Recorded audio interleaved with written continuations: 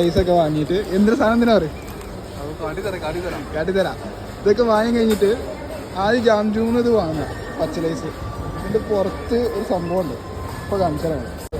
50 റുപ്യേൻ്റെ lies വാങ്ങി.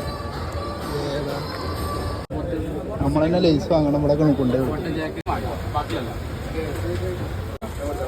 Lies വാങ്ങിക്കൊണ്ടുവരാ.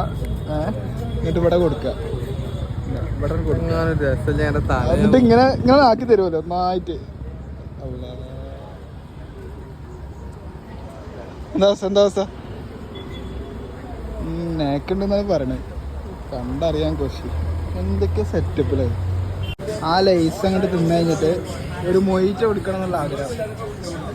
നേരെ ചായ വേല പാഷൻ ഫ്രൂട്ട് എത്തി, പൈനാപ്പിൾ എത്തി.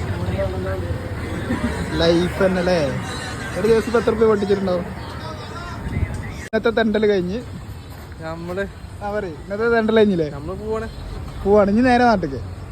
അപ്പോൾ ഓക്കെ ബൈ.